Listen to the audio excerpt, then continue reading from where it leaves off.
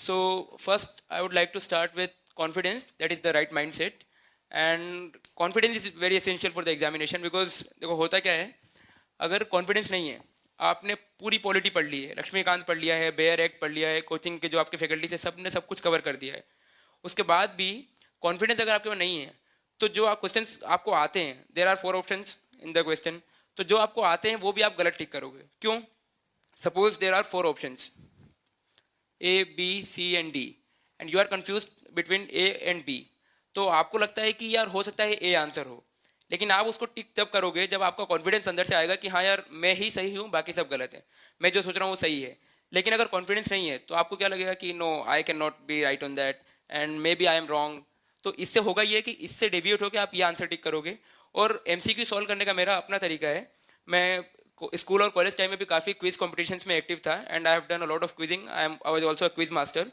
तो मैंने ऑब्जर्व किया है कि जब भी कोई मल्टीपल चॉइस क्वेश्चंस होते हैं, 4 ऑप्शंस रहते हैं उसमें, तो जो उसमें ये होता है कि पहले क्वेश्चन पढ़ो, क्वेश्चन पढ़ते ही चारों ऑप्शन देखो फटाफट, मतलब ये नहीं कि पहला ऑप्शन देखा फिर दूसरा आराम से देखा, चारों ऑप्शन देखो और अपने माइंड को रीड करो, read your mind that which option is first clicked in your mind. जो ऑप्शन सबसे पहले आपके माइंड में क्लिक होता है वही आंसर होता है। अगर उस चीज़ को पहले आपने कभी भी एक जगह कहीं पढ़ा है तो, अगर नहीं पढ़ा है तो your mind will not answer, your mind will not respond that what is the answer of actual question. But आपने अगर उसको कहीं ना कहीं पढ़ा है, अगर आपने उसको एक बार भी कहीं कवर किया है या फेस किया है, maybe in the classroom, maybe while reading the textbook और maybe while making the notes, अगर आपने एक बार भी कवर किया है तो योर माइंड विल रिस्पॉन्ड और आपका माइंड ये बोलेगा कि यार फर्स्ट है। लेकिन उसके लिए ज़रूरी ये है कि you need to read your mind, कि आपका माइंड सबसे पहले किस ऑप्शन को आंसर कर रहा है। अगर आपके माइंड में आता है ए, तो without second thought just mark the option A. और अगर आपके पास कुछ रीजनिंग है, अगर कुछ और याद आ जाता है तो उसके बाद आप जरूर कुछ और टिक कर सकते हो। अदरवाइज आपके माइंड को रीड करो और जो सबसे पहला ऑप्शन आपके माइंड में क्लिक होता है उसको टिक करो, वो सही आंसर होगा। इन 90% of the cases that would be the right answer. तो आप चारों में से कोई एक तभी टिक करोगे जब आपका कॉन्फिडेंस होगा, और कॉन्फिडेंस नहीं होगा तो आते हुए क्वेश्चन भी आप गलत टिक करोगे। और कॉन्फिडेंस होगा तो कई बार ऐसा होता है कि तुक्के भी सही जाते हैं। तुक्का मतलब राइट गेस, कैलकुलेटेड गेस।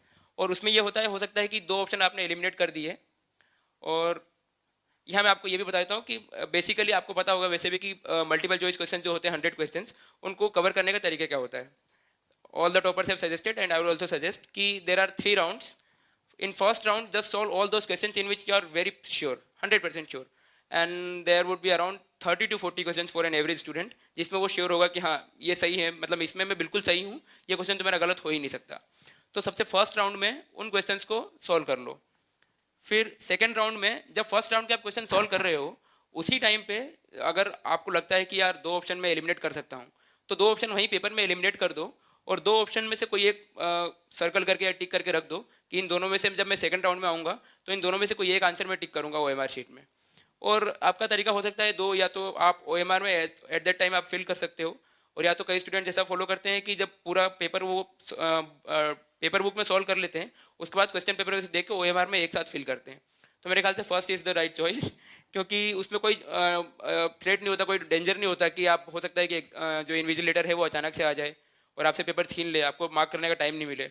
भले आपको सारे क्वेश्चन आते हो लेकिन उसके बाद आप क्लियर नहीं कर पाओगे एग्जाम। तो जैसे ही आप क्वेश्चन पेपर में टिक करो उसके साथ ही OMR में फिल कर दो। तो फर्स्ट राउंड में वो क्वेश्चन जिसमें आप बहुत श्योर हो, सेकंड में वो जिसमें आप एलिमिनेट कर सकते हो and at least you have 2 options to mark the right answer. और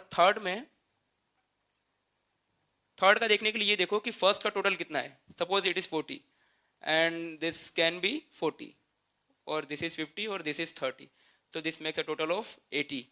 और आपने टेस्ट सीरीज देखे, मेरे टेस्ट के कैसे अप्रोच करना है टेस्ट सीरीज को उसमें बताऊंगा कि अगर आपने टेस्ट में अपना ये देखा है अपना परफॉर्मेंस कि जब आप 90 क्वेश्चन अटेम्प्ट करते हो तो then you get an average score of around 120 और 125 और you get at least 65 question correct. तो आपका अटेम्प्ट टू करेक्ट रेशो अच्छा है। आप एक टारगेट लेके जाओ कि इतने क्वेश्चन में अटेम्प्ट करना है मुझे, क्योंकि आपको पता है कि आप जितने अटेम्प्ट करते हो उसमें से कितने परसेंट आपके क्वेश्चन सही जाते हैं। वो आप जितने भी फुल लेंथ टेस्ट सॉल्व करोगे तो उसमें आपको मालूम चलेगा कि आपका अटेम्प्ट टू करेक्ट रेशो कितना है। तो आपने सपोज फर्स्ट और सेकंड राउंड में 80 क्वेश्चन अटेम्प्ट कर लिए हैं, उसके बाद आपको लगता है कि यार मैं 90 का टारगेट था मेरा, 80 में तो उतने सही जाएंगे नहीं मेरे, तो फिर देखो कि 10 क्वेश्चन का और गैप है, तो 10 में कैलकुलेटेड गैस आप कर सकते हो।